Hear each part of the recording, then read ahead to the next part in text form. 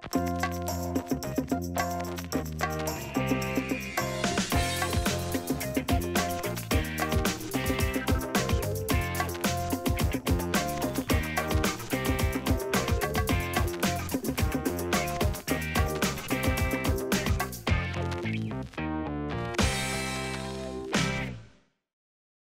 morning, everyone. Welcome to Creative Mornings Oakland. To represent time and Oakland today, we have Wesley Grubbs. Wes is an artist and a data visualizer. He founded the studio Pitch Interactive. What they do is they blend visuals, code, and statistics to communicate large amounts of data. It's an honor to welcome on the stage. Please give a big hand to Wes Grubbs. Thanks for having me out. I have to say that I've been traveling tremendously lately. 3 weeks ago, I was in New Zealand. A week and a half ago, I was in Lebanon and Beirut. The New Zealand trip was for a design conference, and Lebanon was I was mentoring human rights groups in the region. Very different, diverse sort of things, but it actually really excites me to be here in Oakland because we've been operating for about a year and a half out of downtown Oakland and haven't really had the opportunity to really connect with our community. And that's one of our big goals. We usually just go and hang out at Mad Oak or Radio, hoping that we'll meet people there, but only certain people go to Radio. So yes, my name is Wesley Grubbs. I run a data visualization studio. We are a team of 6. There are 5 of us here in Oakland, and there's 1 abroad. And our work really consists of making art for museums, we do diagrams for magazines, we'll do things for the Google and Facebook. At the Facebook headquarters, there's a huge interactive multi-touch wall that we've been working on with them for about 2 years now. And it's super diverse, the stuff that we do. We also do our own personal projects. And today, it was interesting because when Savio was asking me to come out and talk about time, at first I was like, okay, maybe I could do something really personal and all this, but it made me realize actually the work that we do, what makes data visualization so different than so many other traditional design sort of processes and whatnot, is that we actually use time as a variable in a majority of our projects. And today I wanted to talk to you about that and sort of how we use time and to sort of inspire. So it's more of actually showing our work rather than giving you too many personal details about myself, which you really don't want, trust me. So this was a piece that we did a couple of years ago for Wired Magazine. And this is one of our earlier sort of better known pieces. Wired Magazine approached us, I think this was like 2010, so it was definitely a while ago, but 311 calls were becoming really big in metropolitan areas, especially New York, and they just received their 100 millionth 311 call. We have 311 here. I hope everyone knows what that is, but it's like a non-emergency number. Like, who do you call if someone parks in your driveway or if a tree falls down or something like that? And they dispatch you. And the thing is when they dispatch, they log that information. We had 2 weeks worth of data. It was about 37,000 rows of data. And we were sort of tasked to visualize a day in the life of 311 calls. So we took the data and we condensed it into a 24-hour period. It starts at midnight, it ends at midnight. And then what you can see here is the volume changes. So you can see like early hours in the morning, the actual total number of calls is really low, and then it just explodes and it ebbs and flows throughout the day. And then we took the top 25 different kind of complaints that people were calling about, and we brought those out in here. So you can see it's New York. Noise is a really big aspect, obviously. And then there were other things that come out of this, and this is part of like why I love what we do, because we're actually more statisticians and engineers. Like my background is in international economics. Edward Tufte said that I'm an economist turned punk rocker because I'll take statistics and then I like the actual visual. The communication is like the end result of this. How do you communicate this complex stuff? But some questions reveal themselves too, like in the middle of the day, streetlight condition. Why would somebody call in the middle of the day? I don't know. Like, we don't have that information. But I would guess a light is on and somebody's calling to complain about it. I'd guess, but I'd need to know. But we also use projects on print as well. This was a poster we did. I co-organize an event every year in Minneapolis called the I/O Festival. And it's sort of a data, art, technology merged community that we organize every year. And 2 years ago, Dave, one of the main organizers, asked us to do a poster for him. And so what we did was we sent out a survey to everyone going, and we're asking them questions. And so we had a square space for a poster. I'd never done a poster before, so I'm sure to a lot of people in this room, it's like, yeah, dude, it's a poster. Who cares? Well, I sent out a survey, and I was like, okay, here's some questions. Where were you born? When were you born? And so these white dots that you see on the map are actually dots of locations where people were actually born. The lines connecting them, we were actually connecting lines of when you were born, where you are now, and then going into Minneapolis. Like everything kind of merges into Minneapolis. But then I would ask questions like, okay, so I knew when you were born. When was your first kiss? Because I do a lot of like cognitive research and understanding psychology, and memory is a big aspect in what we do. Because when you're communicating information, the thing about bar charts is they really help you make clear decisions. They don't help you retain that information very well, especially when you're dealing with a lot of different variables and a lot of different like complex relationships. But most of us here can remember our first kiss. We may not remember the name of the person, but that's another story.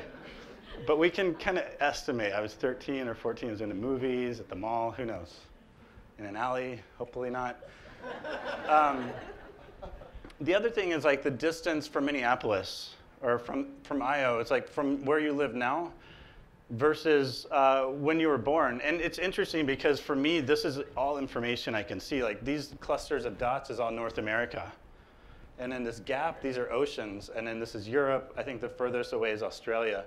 But these little gaps for me are stories. There's stories in there. It's the void. And those are like the distances between these things. But you can also see the poster rotated. So this was like, how do you make a poster sort of interactive? And every way that you rotate it is actually a new piece of information and revelation that you see with this. The other thing too is, what's your distance from New York City during 9/11? Because 9/11 is also an event we all remember where we were at the time that we heard about 9/11. Why? It's because our brains, it's such a traumatic, it's such like an overwhelming piece of information for us that everything that happens around that piece, it just solidifies in our long-term memory. It's sort of like if I were to ask you, what did you have for breakfast last Tuesday? Most of us won't remember unless you had breakfast with like Obama or, you know. It's those things that you attach to events that help sort of generate that memory. And then at the very end, we've got these sort of statistics just to like, okay, how does it look? You know, the first birthday that we remembered was another question I asked. The average age of your first kiss was 14, so we have some pretty modest people. Average distance to IO from your birthplace, just kind of interesting stuff, but it's all in a poster. And I think the hardest thing for people when we gave these posters out was what rotation do they have it? And I think that's the funny story with it too, because you're gonna rotate it to what's more personally important to you. And that's kind of fun in what we do.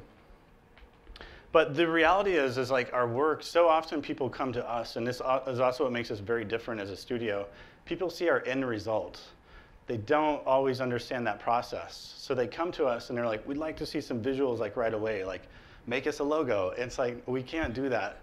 This is where we start, always. Like if we don't have that data in our process, we're improvising, and we're really bad at improvising. Like from our team of 5 people, we have 3 engineers. And then there's me, and then a project manager who works with me. And so I'm sort of like a creative technology director and whatnot.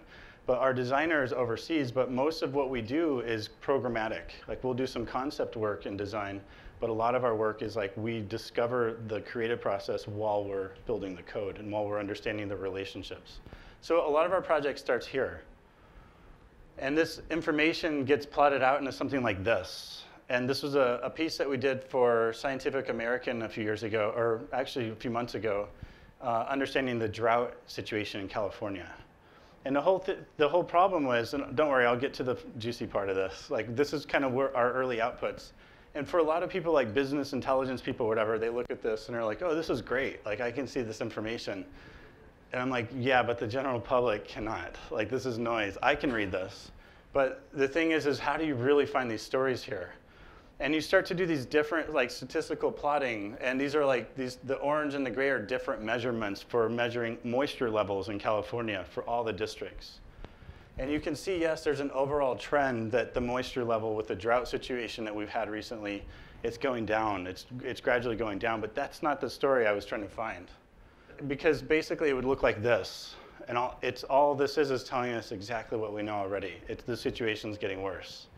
But what I was really trying to understand was, how is it getting worse? Like, why? Like, what's making it worse? Because when you average something, you have ups and downs.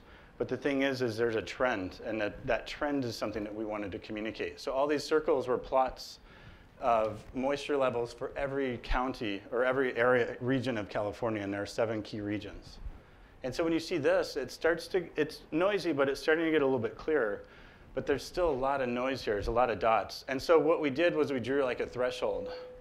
And these anomalies were like above 4 and minus 4 with this measurement reading. This is more for like scientific readings. Everything in the middle didn't really matter. We can sort of push that out. But everything that went above, we can really kind of highlight that. And so what we can see from this particular piece is the volatility is what's actually going. That's what's really the problem with the situation with the drought in California. So we're seeing right now we're getting a lot of rain. And we're going to be probably for the next 2 or 3 years because of El Nino. But what's going to happen is we're going to have an even worse drought after that. And it's the volatility, like that's the real problem here. It's not that it's just always getting drier, because now that people see this, they're like, oh, problem solved, it's totally fixed. And it's like, no, wait, whoa, it's not. Like, we actually have to work on it. And then we work with other elements of like, how do you connect that? And it's funny because you see colors, you see lines. Colors are so important. Like I'm sure I'm preaching to the choir here. Colors are really hard, especially when you come from a background in economics. But they're so important. For me, it's like designing like color theory and Joseph Albers and interaction of colors. That was all so important for me to understand when we started doing this 9 years ago. Another project, so I'm kind of going through projects. I'm trying to go through quickly too, because it's early and I don't want to stay too long in one thing, is to show a little bit of our process too and a little bit of a background of a project. And this is for the McKnight Foundation. They're based in Minneapolis. They're an independent artist foundation. And what they do every year is they take applications and they pick a handful of artists and they give them a grant, like $25,000 or $30,000 to do their art, just to like support them independently. And they approached us a few years ago to commemorate their 30 years of doing this. And it's a really great program. And they're like, yeah, we really like to do data visualization. It was kind of the big thing a few years ago. It's apparently still the big thing today. It's just that people are realizing how hard it is. But they approached us and they're like, we'd like to do something. And my question is, as always, what kind of data do you have? And they're like, well, we have resumes. And I was like, cool, let me see the resumes. So this was one resume. These are some visuals. This is a visual artist. Another resume, the single page format. I don't know who does these anymore, but very elegant. And then there's this guy. It's like, dude, you have a 28-page resume. Like, opposite end of the spectrum, like, how on earth? Okay, holy crap. So we went back to the McKnight Foundation and we said, listen, here's what we've got to do. We're going to do 2 visuals for you. We have no idea what they're going to look like. I can't even guess. But we have to go through this process so that we can start to concept and understand that. We're going to take your resumes and we're going to manually enter them into a database. And what that meant was like hiring a bunch of data entry people to come in and actually like physically enter all this stuff. Once we have a database, we have structured data. And I always like liken that to Lego blocks. Like, we've got all these Lego blocks and now we can start to build stuff with that. And they said, okay, like they were like, great. And I was like, oh, and the budget just jumped up about 40%. And they're like, okay, like, let's do this. But it was great because they really showed their trust. Like, they understood there was going to be work to get this done. And they really followed through and they showed us like their trust in our process and what we were going to do. And that made us even more excited to work with them. We had a lot of latitude in this project. So we built this like really ugly entry tool, brought in a couple people, had them enter these resumes, and it was crazy because I thought it would take like 2 or 3 weeks, we'd have it done. We had about 150 resumes.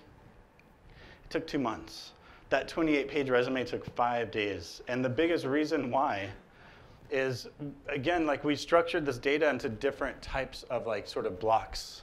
And I wanted to geolocate every single position that we had an address for. And I'll explain that. I'll explain why in just a minute. So when we started doing this, we did a lot of iteration, and I won't show those because there's just not enough time. But this is an output, one of our outputs. It starts at the beginning of their professional career, and it goes around and it ends at their professional career. So there's time again. Every time that something happens, we took 6 of the most common things that they did. Like this artist did an exhibition, teaching experience, awards, employment, curatorials. And anytime that happened, we sort of drew a point for the number of times that that happened. So I can see this artist had a really steady employment until the last quarter of their career. And they did several exhibitions almost consistently in this latter half of their career. But this is art. I mean, one of the biggest things with this project was that there was a privacy issue. They didn't want us to show that information. And one thing people do see a lot in our work is there aren't that many numbers. This is not always for like analysts and like researchers to look at. This is to communicate a story. It's storytelling. And as much as like Stefan Sagmeister would say like, oh, storytellers are, you know, you're not storytellers. We are. I mean, this is exactly what we do. Is that we try to find this sort of narrative so that people can understand something in an easier way and then retell it later, or at least capture that information and get a good sense of who is that artist, or what were they doing. I may not have all the information about them, but I have something about their career. So annotating some of these, this is sort of how we plotted out these different points. So like this person had 2 performances, 1 teaching experience. This is another artist who you can see in the first half of their career didn't do very much. Like it was just a couple things here and there, and then suddenly they just exploded with these exhibitions. They had a breakthrough. Who knows? There's something there. There's definitely a story. But what we can clearly see is they had this really big breakthrough in the second half of their career. What I really liked about this piece was that all of these artists had different visuals. They're completely, we built this sort of structured system and rules, and every artist looked different. Every person here looked different. And it was like human sort of generated data. So it gave us the ability to sort of rehumanize something in a different way. This person was completely nuts, like all over the board. I'll explain that in a few minutes. But we built this all with HTML5 and JavaScript and web technology so we can actually animate it, just to kind of bring in a little bit more to it, because this is all online. What I really liked about this too, I love the concept of small multiples. So you have an individual piece that really, for me anyways, subjectively, looks great by itself, but then you put it on a grid and it looks really cool, like among others. So everyone's unique. Everyone's probably looking at this. 3-year career, employment, I'm not sure. But those are anomalies that happen too, but you can see there's nothing that's alike, that's exactly the same. One of the coolest things I did with this project is they featured 6 artists, they printed out their works in these massive formats, and then they invited these artists over and had a big party, gave them markers, and then let them like physically annotate on these pieces. So this is like full circle. Like they did this career, they did all this work, and then they got to come back and like physically annotate. This is a musician, I believe this is a song for Obama. Wonder if this person would write that song today, who knows? It's an iffy situation now. This was the crazy person. And I love her, but wow, she brought like, if that's bacon or I don't know. But if you really look here, you can see dots. Like she went to town with this thing. Like it was like, okay, great. But it was beautiful. It was like, for me, it was so touching to see that. But, so this was our first visualization of 2. And our second one, I really wanted to use these geolocations. So what we did was we had the globe, and anytime there was an event happening around the globe, not where the artist was, but if they had won an award in Austria or they had a radio interview in New York, we would basically geolocate that. And then we had time. And so we plotted all these points around the globe. And so again, this is an element where starting with the small multiples, when you plot all these locations around the globe, they're all very different. Every artist is sort of unique. But to really enjoy it, to really experience it, is to go through it like a single one. And I have a video for this.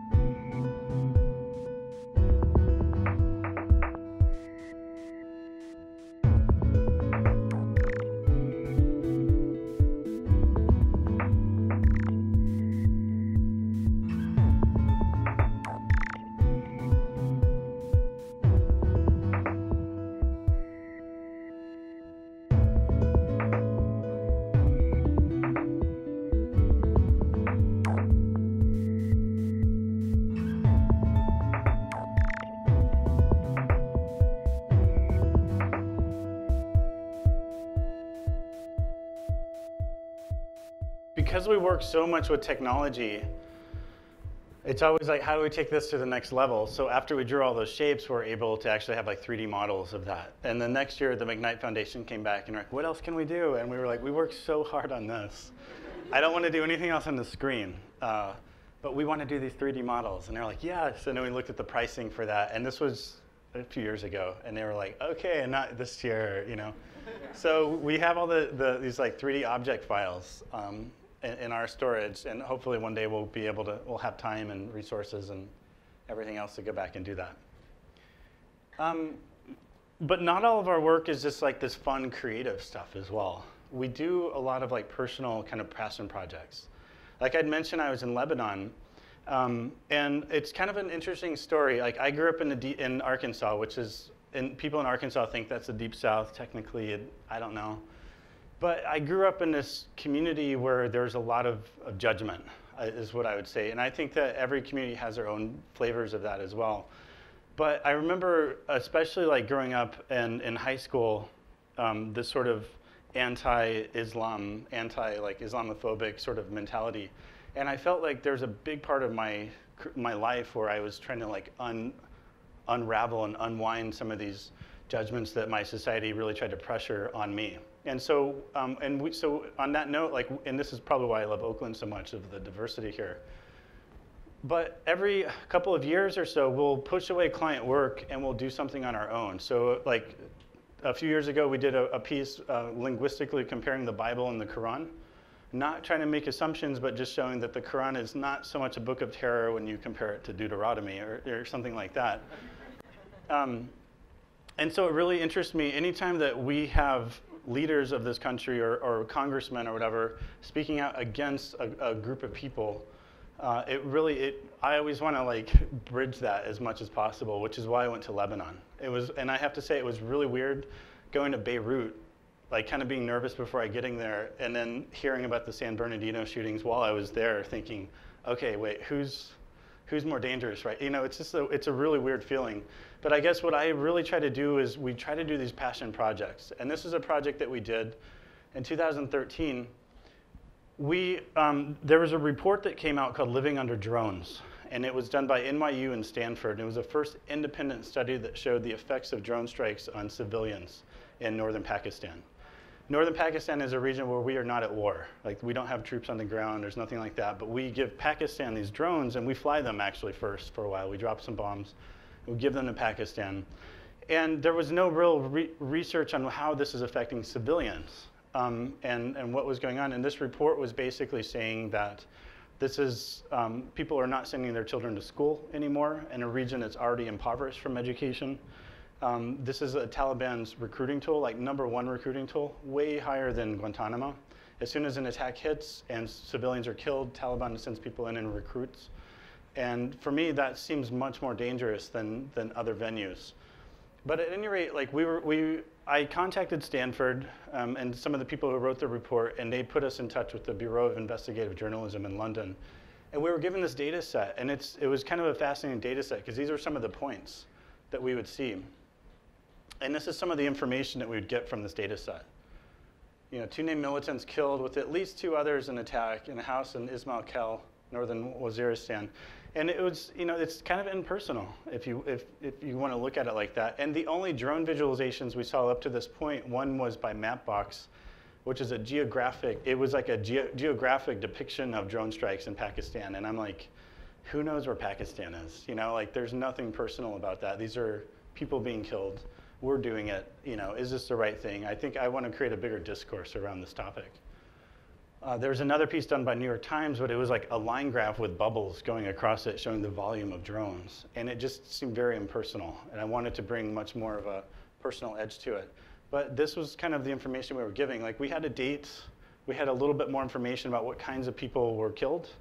And then, you know, and this is what the data itself actually looked like, where we have a region, an identifier, a date, number of civilians that were killed, or children, possible alleged military combatants, and other variables, and then these sort of descriptions. And these descriptions are weird because they're so like meta. They're very like, you know, there's nothing very personal about them. And what we did was we created this visual with that work.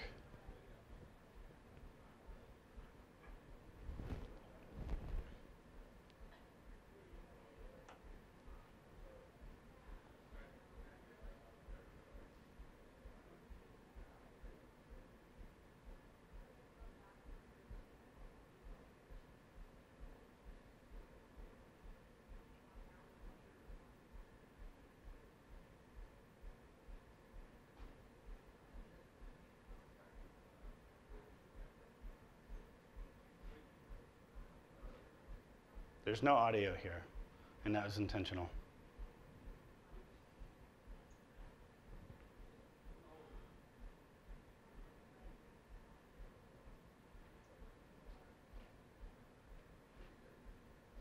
So we're capturing time. We're showing the entire time of drone strikes, and we're giving a visual narrative of that. And it was kind of interesting because when we released this, there was no press packet. There was 2 people in Berkeley, in our Berkeley office, me and Nick, and Tipo abroad. Like, we were a very small team. And the Guardian picked it up, the Economist picked it up, and by the end of the day, it was all over, it was everywhere. We literally had people, it was Berkeley, so we had people like knocking on our door, like activists wanting us to like join them. I had a nervous breakdown at the end of the week. It was like, whoa, I need to get out of here.